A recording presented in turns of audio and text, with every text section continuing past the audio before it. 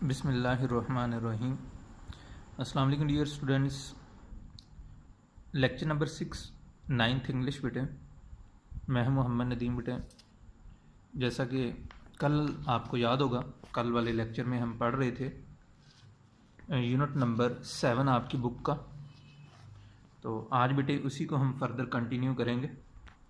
तो कल हमने बेटे जो लास्ट लाइन पढ़ी थी, ये पढ़ी थी पैराग्राफ नंबर जो था हमारे पास 8 था, उसकी लास्ट लाइन हमने पढ़ी थी।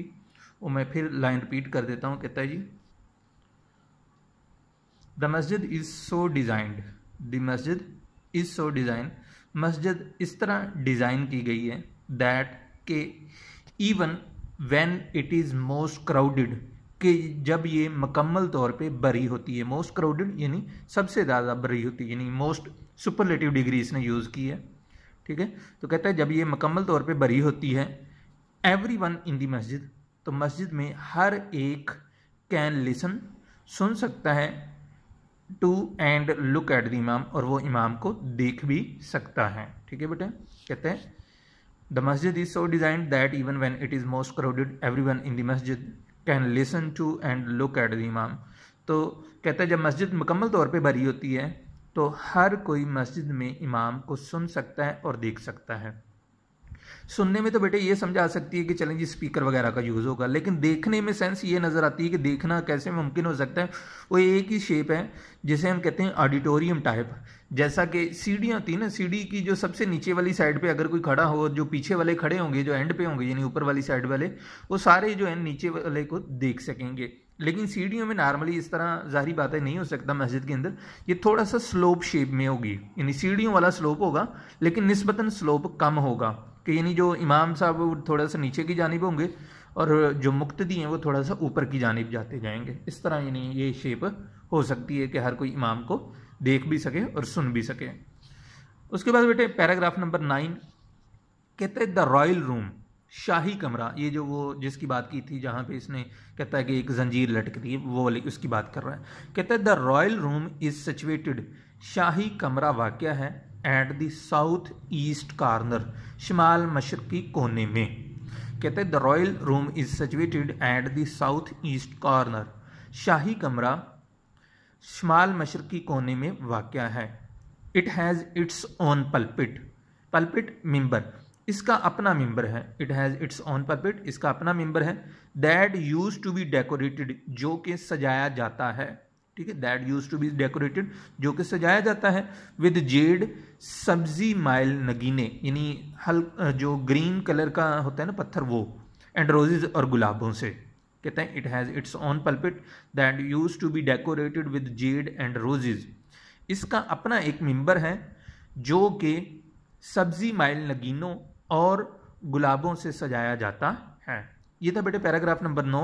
अब इसका सारे का इकट्ठे का तर्जमा कर देता हूँ। कहता है शाही कमरा शिमाल मशरकी कोने में वाक़या है, इसका अपना एक मिंबर है जो कि सब्जी माइल नगीनों और गुलाबों से सजाया जाता है। उसके बाद बेटे पैराग्राफ नंबर 10 कहता है द ब्लू मस्जिद, नीली मस्जिद, हैज़ 6 मिनरेट्स, इसके 6 मीनार हैं। कहते हैं द ब्लू मस्जिद हैज़ 6 मिनरेट्स, नीली मस्जिद के 6 मीनार हैं। 4 मिनरेट्स, 4 मीनार, स्टैंड, खड़े हैं, 1 ईच, हर एक, एट द 4 कॉर्नर्स, चारों कोनों में, ऑफ द मस्जिद, मस्जिद के। कहते हैं 4 minarets stand 1 each at the 4 corners of the मस्जिद, मस्जिद के चारों कोनों में एक एक मीनार खड़ा है। अब टोटल कितने थे? 6 में से 4 तो हो गए मस्जिद के कोनों में। Each of these pencil shaped, each, हर एक, ऑफ दीज, इनमें से, पेंसिल शेप्ड, पेंसिल की शक्ल वाला, मिनरेट्स हैज़ 3 बालकोनीज, उनकी बालकोनियाँ कितनी हैं? 3 बालकोनियाँ हैं। कहते हैं each of these pencil shaped minarets has 3 बालकोनीज, ये हर एक पेंसिल की शक्ल वाले मीनार की 3 बालकोनियाँ हैं। बालकोनियाँ वो जो थोड़ा सा एक्सटेंडेड पोर्शन होता है बेटे छत का, उसको कहते हैं। वाइल द अदर 2, बाकी जो 2 हैं, अब 4 तो वो थे जो चारों कोनों में, अब बाकी 2 रह गए थे। While the other 2 at the end of the court, वो सामने वाले सहन के इख्तिताम पर हैं, यानी 6 पूरे हो गए। कहते हैं while the other 2 at the end of 4 court, बाकी 2 जो हैं वो सामने वाले सहन के इख्तिताम पर हैं। हैव ओनली 2 बालकोनीज, इनके अंदर 2 ही बालकोनियां हैं। कहता है जी हैव ओनली 2 बालकोनीज, इनकी सिर्फ 2 बालकोनियां हैं। फिर सुन लीजिए, कहता है जी while the other 2 at the end of the forecourt, बाकी 2 जो हैं वो सामने वाले सहन के इख्तिताम पर हैं। हैव ओनली 2 बालकोनीज, इनकी 2 बालकोनियां हैं। अब सारी का बेटे इकट्ठे तर्जमा कर देता हूँ, बता देता हूँ। कहता है जी नीली मस्जिद के 6 मीनार हैं, मस्जिद के चारों कोनों में एक एक मीनार है, यानी 4 कोने हैं, यानी शिमाल मशरक़ जनूब और जो चौथे वाला, इनके चारों कोनों में एक एक मीनार हो गया। ईच फिर उसके बाद कहता है जी ये हर एक पेंसिल शेप का जो मीनार है इसकी 3-3 बालकोनी है। ये कौन से की बात कर रहे हैं? जो चारों कोनों में है। उनकी शक्ल कैसी है बेटे? जैसे पेंसिल टाइप होती है, ठीक है।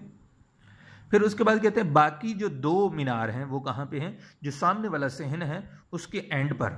और फिर उसके बाद कहते हैं इनमें जो सामने वाले सहन के एंड पे 2 मीनार है, इसकी 2-2 बालकोनियाँ हैं।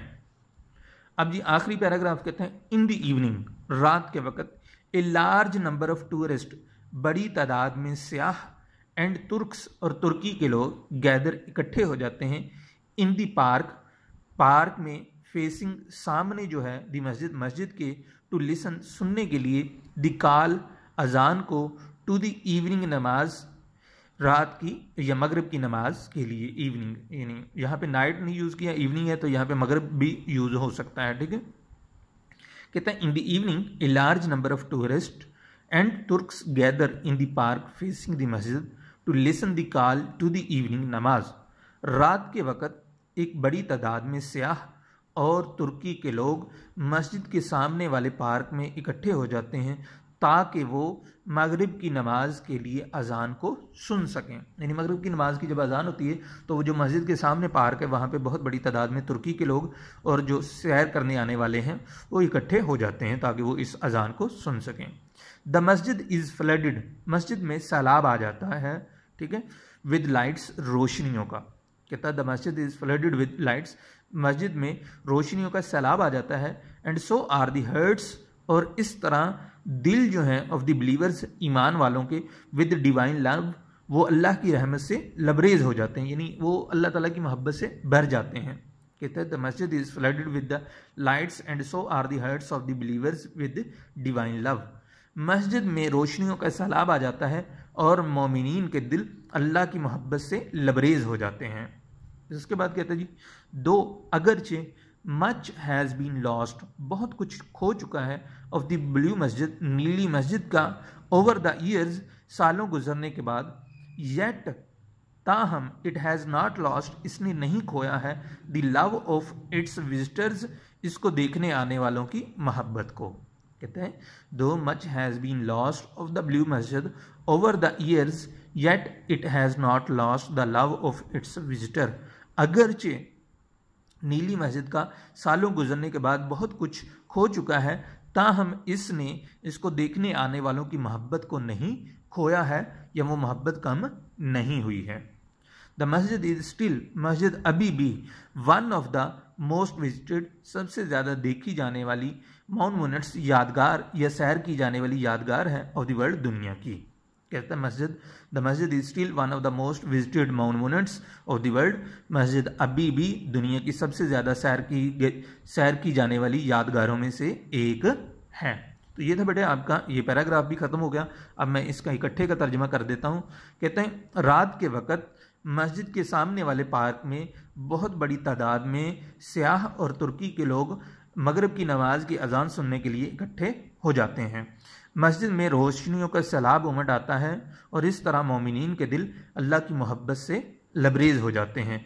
अगरचे सालों गुजर जाने के बावजूद मस्जिद का बहुत कुछ खो चुका है, ताहम अभी भी इसने इसको देखने आने वालों की मोहब्बत को नहीं खोया है। मस्जिद अभी भी दुनिया की सबसे ज़्यादा सैर की जाने वाली यादगारों में से एक यादगार है। तो ये था बेटे आपका आज का सबक जो कि कंप्लीट हो गया अल्हम्दुलिल्लाह। आपको कहीं से भी समझ ना लगे आप कमेंट्स करके बेटे पूछ सकते हैं, इंशाल्लाह आपको उसका रिप्लाई कर दिया जाएगा। इस सबक का बेटे ट्रांसलेशन अच्छी तरह कीजिएगा, ये पेपर पॉइंट ऑफ व्यू से इंतहाई अहम है। कल इंशाल्लाह हम इसके मतलब बेटे फर्दर जो इसकी एक्सरसाइज के मतलब कुछ चीज़ें हैं वो डिस्कस करेंगे इंशाल्लाह। बेटे कल तक इजाज़त दीजिएगा, दुआ में याद रखिएगा। अस्सलामु अलैकुम वरहमतुल्लाहि वबरकातुहू।